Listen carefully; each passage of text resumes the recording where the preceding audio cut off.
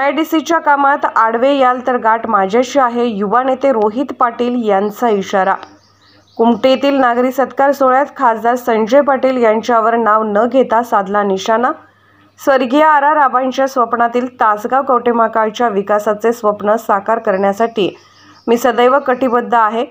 MIDCच्या कामात आडवे याल तर गाठ माझ्याशी आहे असा इशारा युवा नेते रोहित पाटील यांनी खासदार संजय पाटील यांच्यावर नाव न घेता दिला।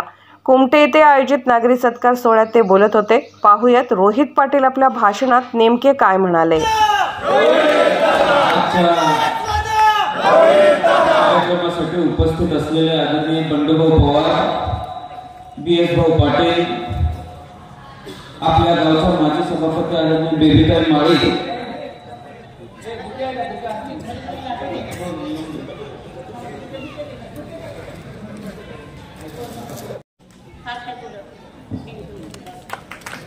आदरणीय पाटील सर, अंकुश हजारे सर, बापू हजारे सर, सौ मनीषाताई पाटील मॅडम, भारतीताई पाटील, दामोतात्या पवार, ज्यांनी आत्ताच मनोगत व्यक्त केलं। राणीताई, तुमच्या भाषणात एक दुरुस्ती मी अशी करेन की आता मी 25 वर्षाचा झालेलो आहे, 23 वर्षाचा राहिलो नाही।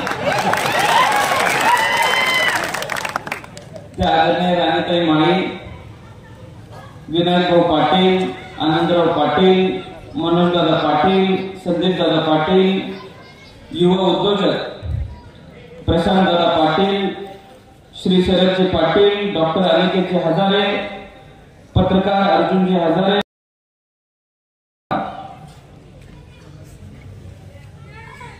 अर्चनाताई पाटील, व्यासपीठावरती सर्वच मान्यवर बसलेले आहेत।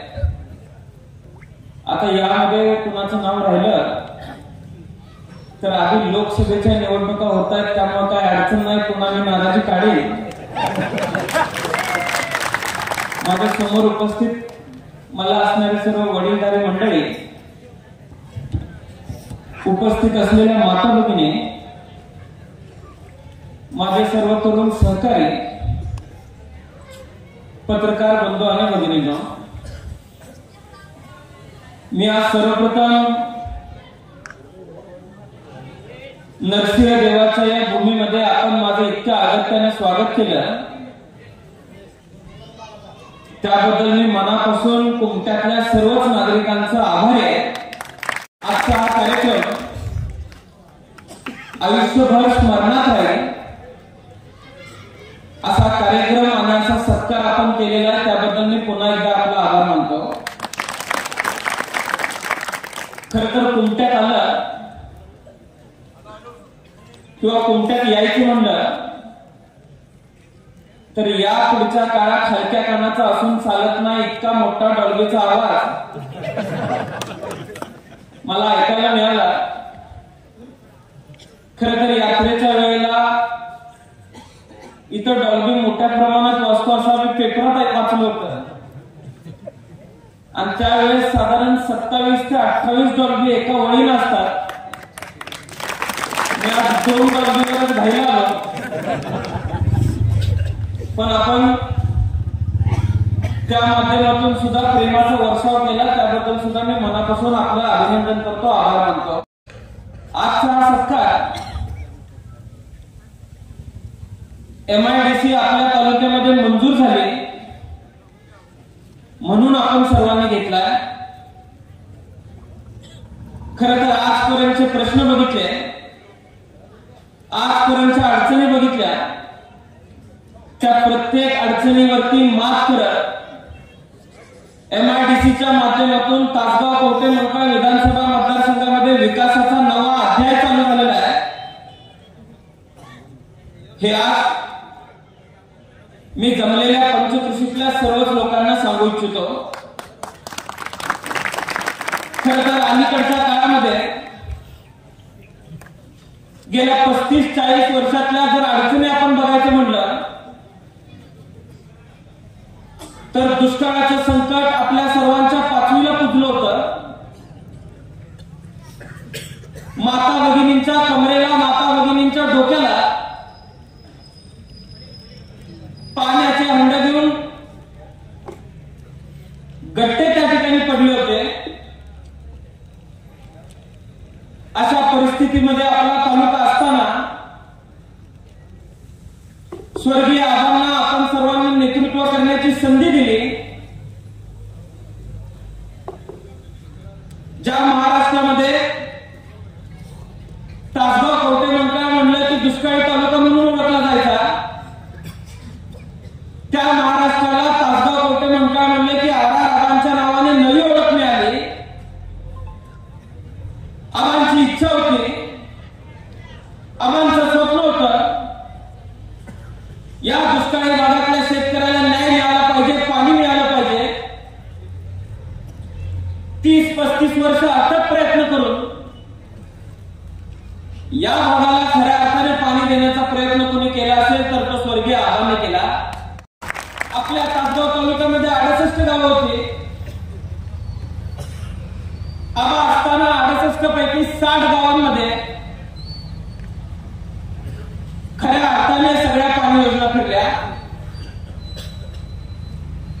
विसापूर, कुंदी, ताकारी, टेंभू, म्हैसाळ या माध्यमातून या भागातल्या शेतकऱ्याच्या आयुष्यामध्ये चांगले दिवस आले पाहिजेत ही भूमिका स्वर्गीय आबांनी ठेवली.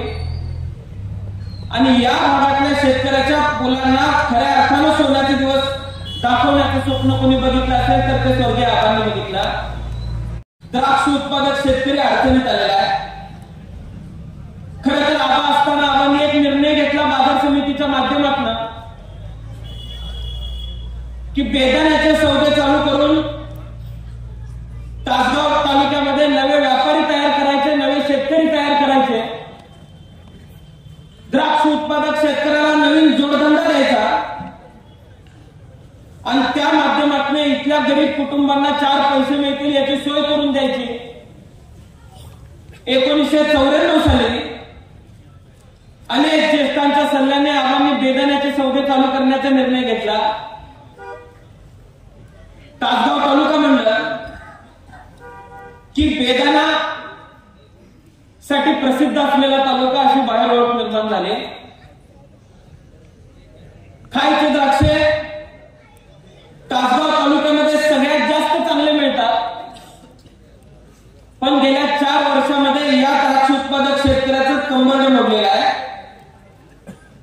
आज लोकांचे चेहरे हसरे जरी दिसत असले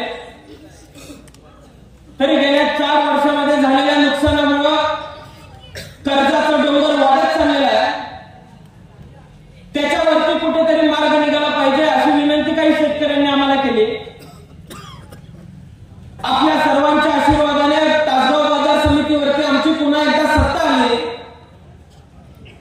आता बाजार समितीच्या माध्यमातून आम्ही एक निर्णय घेतलेला आहे की तासगाव तालुक्यामध्ये ज्या पद्धतीने बेदाण्याचे सौदे होत आहेत त्याच पद्धतीने येणाऱ्या काळामध्ये द्राक्षाचे सौदे सुद्धा चालू करण्याचा निर्णय आम्ही घेतलेला आहे. व्यापारी माल नेतो पण पैसे मिळतील की नाही याची शाश्वती नाही. बाजार समितीच्या माध्यमातून प्री कोल्ड स्टोरेज असतील किंवा कोल्ड स्टोरेज असतील उभारण्याचा निर्णय आम्ही घेतलेला आहे. त्यासाठी जेवढ्या निधीची तरतूद लागते तेवढ्या निधीची तरतूद आम्ही करण्याचं ठरवलेलं आहे. येणाऱ्या काळात जर एखाद्या व्यापाऱ्याला तासगाव तालुक्यातल्या कवठेमंकाळ तालुक्यातल्या शेतकऱ्याचा माल न्यायचा असेल तर त्यांना बाजार समितीमध्ये पहिला डिपॉझिट ठेवायचं आणि मगच शेतकऱ्याचा माल उचलायचा. शेतकऱ्याचा माल उचलून जर पुन्हा तो परतला नाही तर त्यानं भरलेल्या डिपॉझिट मधनं शेतकऱ्याला नुकसान भरपाई देण्याचा निर्णय सुद्धा बाजार समितीच्या माध्यमातून आम्ही सर्वांनी घेतलेला आहे. आणि त्याच पद्धतीनं अनेक जोडधंदे सुद्धा देण्याचा निर्णय आम्ही घेतला आहे. मागच्या आबांच्या जयंतीनिमित्त आम्ही तासगाव शहरामध्ये कृषी नावाने कृषी प्रदर्शन भरवलं. त्याचा उद्दिष्ट एकच होता की पारंपरिक शेती करून जे आपलं कंबरडं मोडलेलं आहे त्याच परिस्थितीमध्ये नवीन जोडधंदे देऊन शेतकऱ्याला चांगला व्यवसाय तयार करून द्यायचा.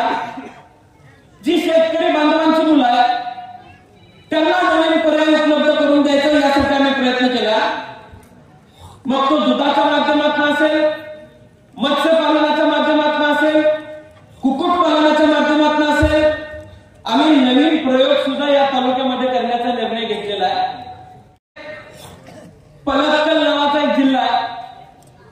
आज बँका कुक्कुटपालन करायचं म्हणलं तर कर्ज देत नाही. पण पलक्कल नावाच्या जिल्ह्यामध्ये मी जाऊन आलो. देशामध्ये सगळ्यात जास्त अंडी आणि अंड्याचं उत्पन्न हे त्या जिल्ह्यामध्ये घेतलं जातं. घरटी तिथं अंड्याच्या माध्यमातून कुक्कुटपालनाच्या माध्यमातून नवीन व्यवसाय निर्माण झालेला आहे. त्याच पद्धतीचं मॉडेल ही तासगाव कवठे मंकाळ तालुक्यामध्ये तयार करण्याच्या दृष्टिकोनातून सुद्धा आमची काही तयारी चालू झालेली आहे. आता आबा आपल्या भाषणामध्ये नेहमी सांगायचे की घरातला एक मुलगा शेतीमध्ये असेल आणि एक मुलगा रोजगार करत असेल तरच ग्रामीण भागातलं अर्थचक्र चांगलं चालू शकतं, ते घर चालू शकतं. त्याच विचाराने नुसता आबांचा रक्ताचा वारसदार असून चालणार नाही, नुसता आबांचा विचारांचा वारसदार असून चालणार नाही. येणाऱ्या काळामध्ये कार्यरत राहायचं असेल तर कर्तृत्वाचा वारसदार सुद्धा असणे तितकंच आवश्यक आहे आणि तो वारसा सुद्धा आपण पुढे नेला पाहिजे.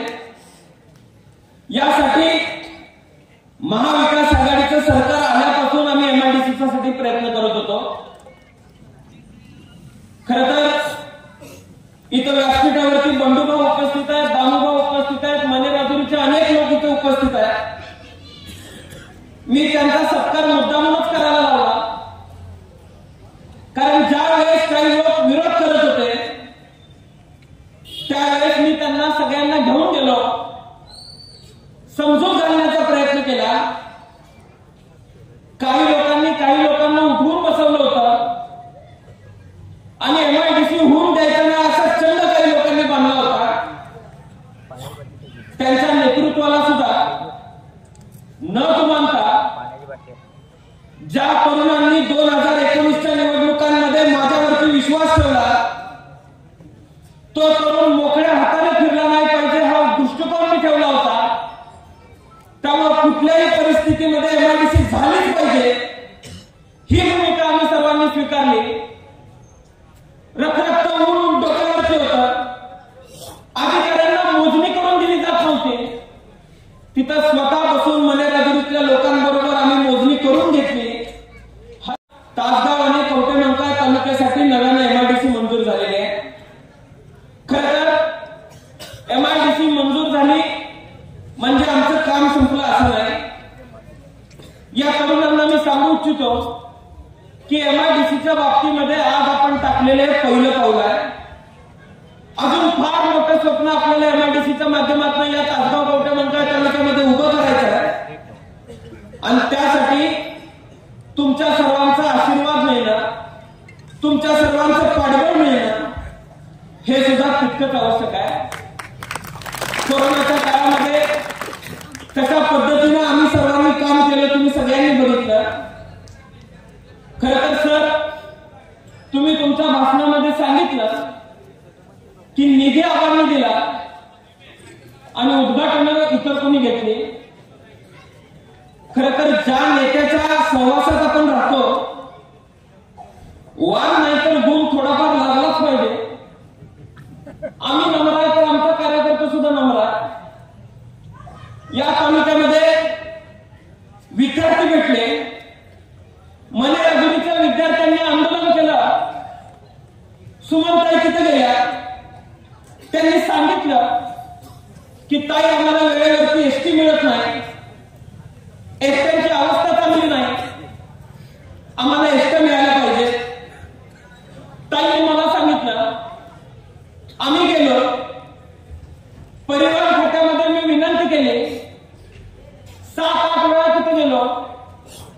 नवीन एसट्या दोन्ही मतदारसंघामध्ये कशा मिळतील यासाठी प्रयत्न केला.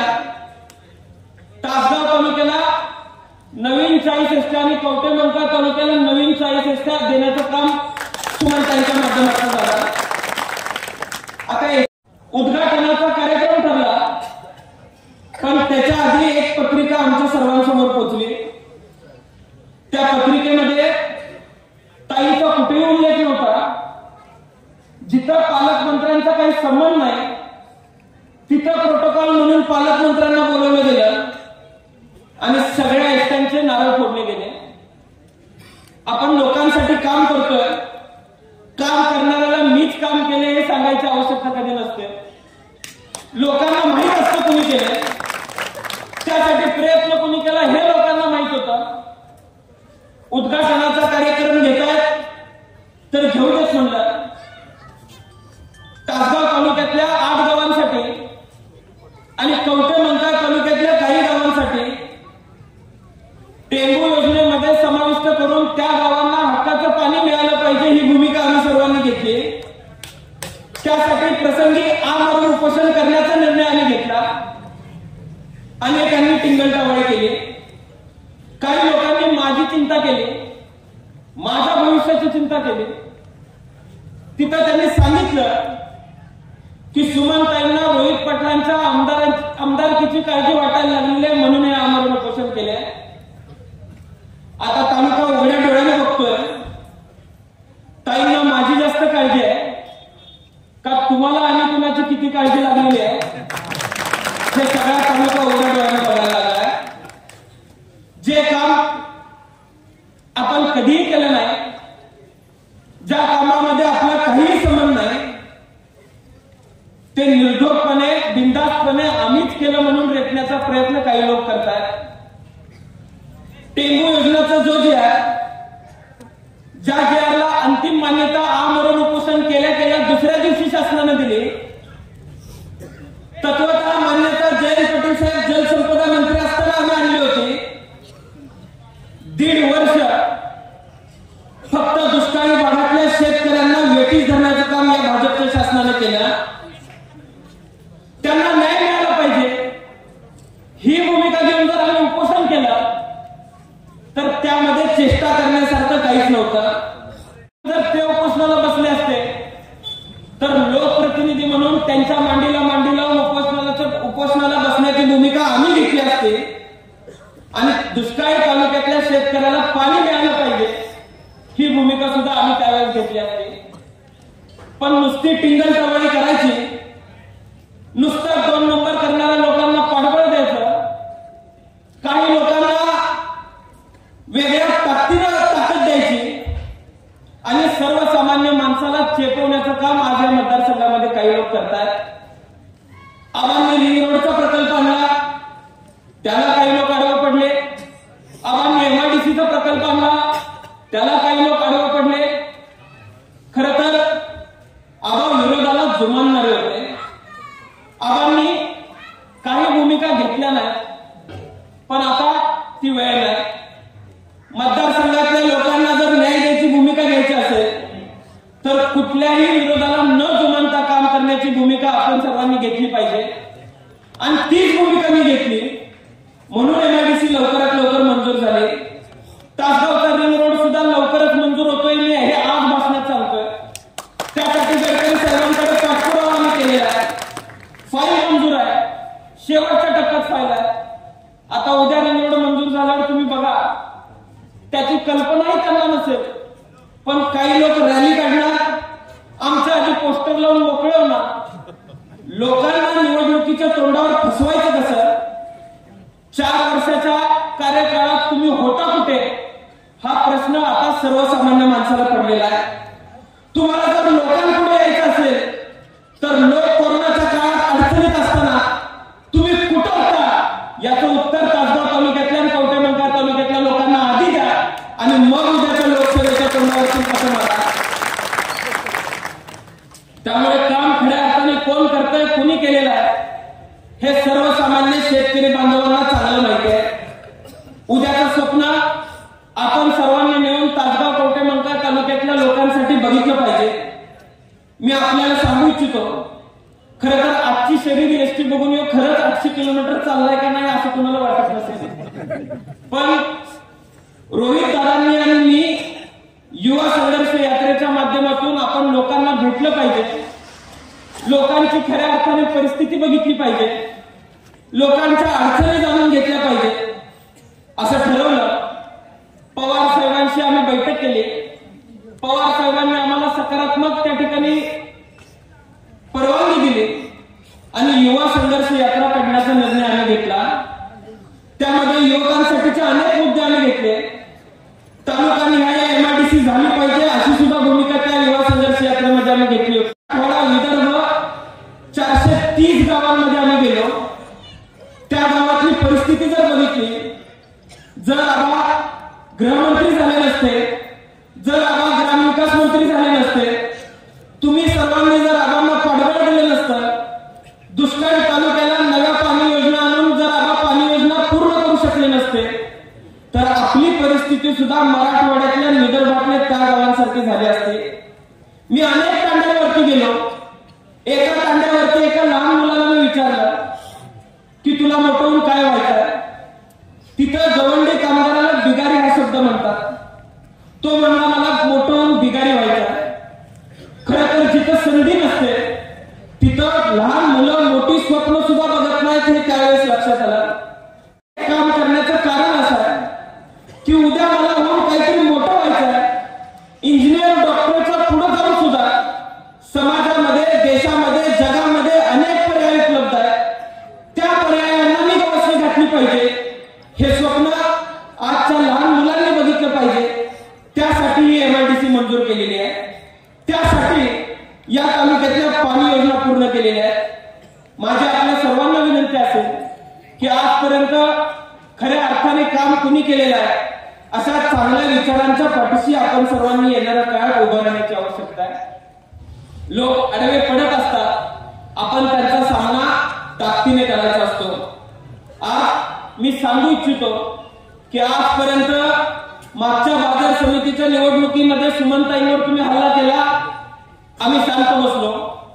तुम्ही रिंग रोड थांबवण्याचं काम केलं, आम्ही शांत बसलो। तुम्ही आतापर्यंत MIDC थांबवण्याचं काम केलं, त्याच्यावरती माफ करत आम्ही ती पूर्ण केली। पण येणाऱ्या काळामध्ये या MIDCच्या तरुणांच्या रोजगाराच्या आणि येणाऱ्या पिढीच्या जर आडवं जर कोण पडणार असेल तर त्याची गाठ थेट रोहित पाटलाची असेल हे सुद्धा मी सांगू इच्छितो। निश्चय करण्याची आवश्यकता आहे। समृद्ध तासगाव कवठेमंकाळ घडवण्याची आवश्यकता आहे। मी एक गोष्ट आपल्याला सांगू इच्छितो की आज योगेवाडीचं क्षेत्र मंजूर झालेलं आहे। उद्या मानेराजुरीचं क्षेत्र सुद्धा आपण त्यामध्ये समाविष्ट करतोय। त्याचबरोबर जर चांगल्या कंपन्या आल्या, आपण या देशातल्या काही चांगल्या उद्योजकांकडे येणाऱ्या काळामध्ये जाऊन तासगाव कवठेमंकाळच्या MIDC बाबतीत प्रेझेंटेशन देण्याचं ठरवलेलं आहे। MIDC ज्या दिवशी मंजूर झाली त्याच्या आदल्या दिवशी मी आणि रोहितदादा पवार आम्ही पवार साहेबांना भेटलो। पवार साहेबांनी मला आश्वस्त केलं की काही चांगल्या लोकांची भेट तुला घालून देतो, तू त्या लोकांना प्रेझेंटेशन दे। आता त्या लोकांना सकारात्मक कसं करायचं हे तुझ्या हातात आहे असं मला त्यांनी सांगितलं। त्या पद्धतीनं तासगाव कवठेमंकाळच्या MIDCचं प्रेझेंटेशन सुद्धा आम्ही तयार करायला चालू केलेलं आहे। येणाऱ्या काळामध्ये जर चांगल्या कंपन्या आल्या, त्याचा विस्तार झाला तर कवठेमंकाळ तालुक्यातलं बोरगाव असेल किंवा अलकुड M असेल, या भागामध्ये सुद्धा या MIDCचा विस्तार होणार आहे। मी आज आपल्याला सांगू इच्छितो की या MIDC मध्ये ज्या कंपन्या येणार आहेत त्या प्रदूषण विरहित असतील। आपल्या शेतकऱ्याच्या मातीला कुठेही प्रदूषित होणार नाही, आपल्या शेतकऱ्याच्या द्राक्ष बागेला कुठे सुद्धा तडा जाणार नाही, अशा पद्धतीच्याच कंपन्या आपण आपल्या MIDC मध्ये आणण्याचा ठरवलेला आहे। गैरसमज करण्यामध्ये पटायचं आहे त्या लोकांना मी आजच सांगू इच्छितो की आतापर्यंत हाच मुद्दा घेऊन तुम्ही शेतकरी बांधवांना फसवायचा प्रयत्न केला, पण येणाऱ्या काळामध्ये ते चालणार नाही। ज्या कंपन्या येतील त्या कंपन्यांना त्या ग्रामपंचायतीचा ठराव लागणार आहे। त्यामुळे प्रदूषण करणाऱ्या जर कंपन्या असतील तर त्या येणारच नाहीये।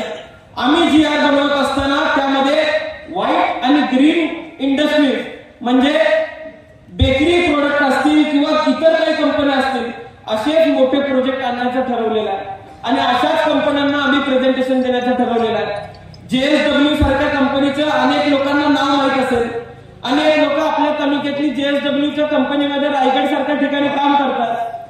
6 महिन्यापूर्वी ज्यावेळेस मी JSW कंपनीच्या मालकांना भेटलो होतो, जिंदालांना, त्यावेळेस मी तासगावच्या बाबतीत त्यांना सांगितलं होतं, पण त्यांची गरज जास्तीची आहे। त्यांची गरज 1200 एकरात जमिनीची आहे।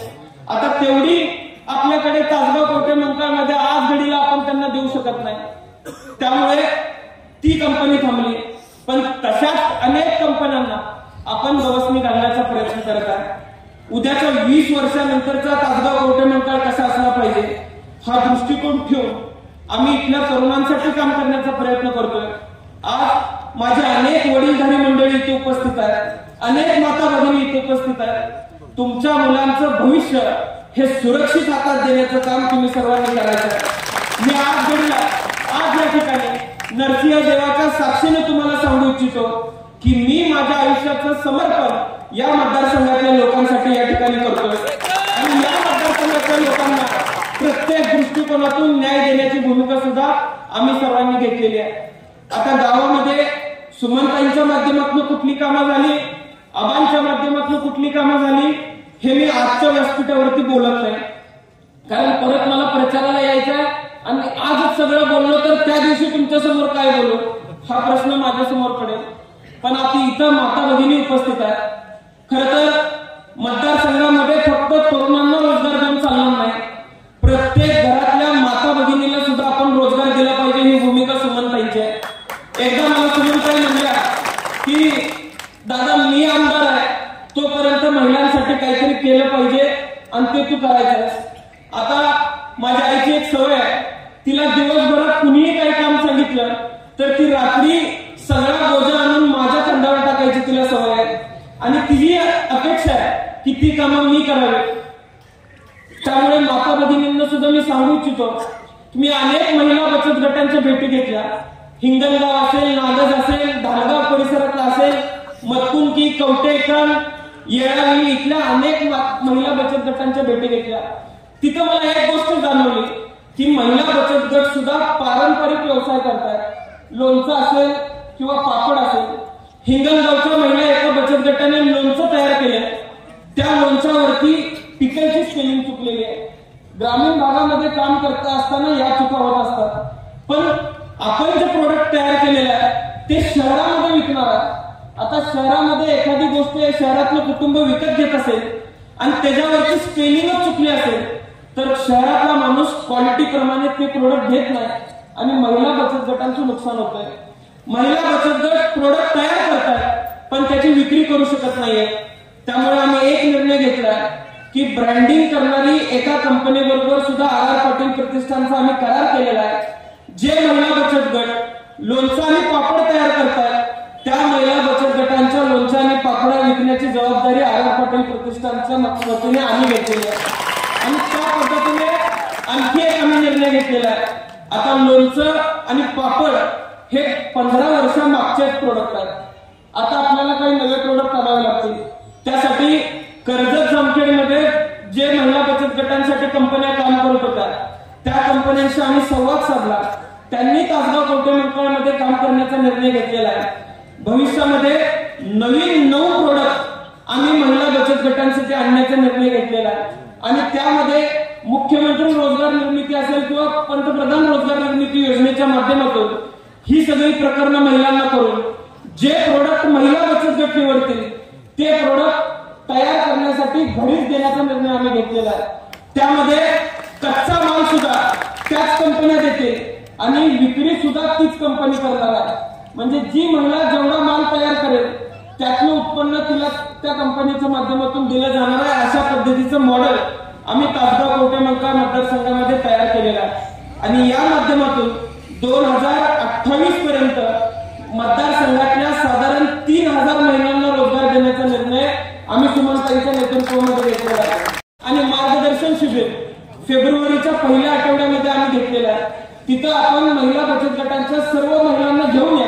निश्चितपणाने तुम्ही जो प्रोडक्ट सांगाल त्या प्रोडक्टवरती आपण काम करून कुमट्यातल्या सुद्धा महिलांना चांगला रोजगार देण्याचा प्रयत्न सुद्धा आपण करणार आहे हे मी आज या ठिकाणी सांगू इच्छितो.